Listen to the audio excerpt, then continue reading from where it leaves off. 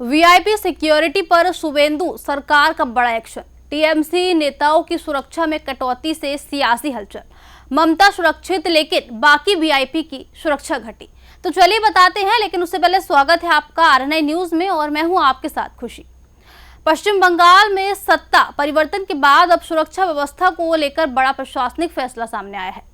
CM Suvendu अधिकारी के नेतृत्व वाली सरकार ने कई तृणमूल कांग्रेस नेताओं, सांसदों, पूर्व मंत्रियों और पूर्व डीजीपी की सुरक्षा में कटौती कर दी। सबसे बड़ा फैसला अभिषेक बनर्जी की Z+ सुरक्षा हटाने को लेकर हुआ, जिसके बाद अब 10 वीआईपी की सूची में कई बड़े नाम शामिल हैं। इनमें सांसद कल्याण बनर्जी, कुणाल घोष, पूर्व डीजीपी राजीव कुमार और मनोज मालवीय जैसे नाम मौजूद हैं।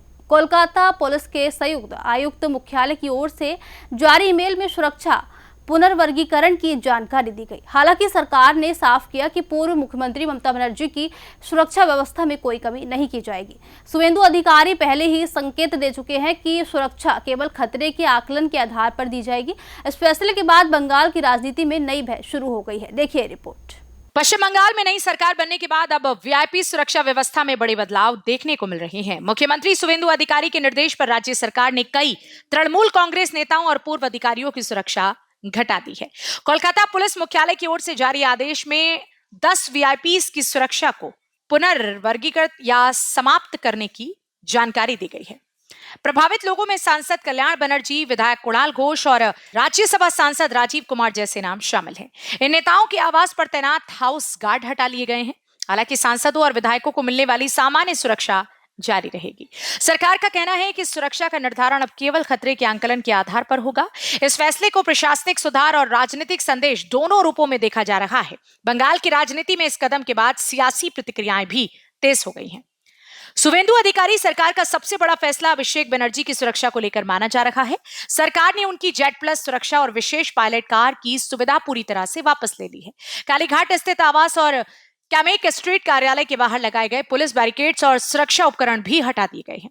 अब अभिषेक बनर्जी को केवल एक सामान्य सांसद के स्तर की सुरक्षा मिलेगी। राजनीतिक विश्लेषकों का मानना है कि यह कदम बंगाल की राजनीति में बड़ा संकेत माना जा रहा है।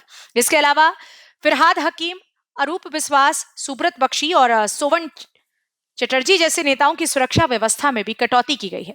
सरकार का दावा है कि यह फैसला पूरी तरह से सुरक्षा समीक्षा के आधार पर लिया गया है। हालांकि विपक्ष इसे राजनीतिक प्रतिशोध करार दे रहा है। आने वाले दिनों में इस मुद्दे पर सियासी टकराव और बढ़ सकता है। वीआईपी सुरक्षा में कटौती के बीच सरकार ने स्पष्ट किया है कि पूर्व मुख्यमंत्री ममता बनर्जी की सुरक्षा में कोई बदलाव नहीं होगा। कोलकाता पुलिस को निर्देश दिए गए हैं कि उनके आवास और सार्वजनिक कार्यक्रमों में पर्याप्त सुरक्षा बल तैनात रखा जाए। ममता बनर्जी को अब भी Z+ सुरक्षा प्राप्त रहेगी। सरकार का कहना है कि उनका सुरक्षा स्तर पूर्व मुख्यमंत्री होने के नाते बरकरार रहेगा। दूसरी ओर जिन नेताओं और अधिकारियों की सुरक्षा घटाई गई है, उनमें पूर्व डीजीपी राजीव कुमार, मनोज मालवीय और कार्यवाहक डीजीपी रह चुके पीयूष पांडे के नाम भी शामिल हैं। प्रशासनिक हलकों में इस फैसले को नई सरकार की सुरक्षा नीति का हिस्सा माना जा रहा है।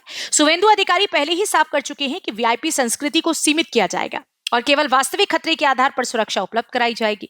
इस फैसले के बाद राज्य की राजनीति में बहस और तेज हो गई है।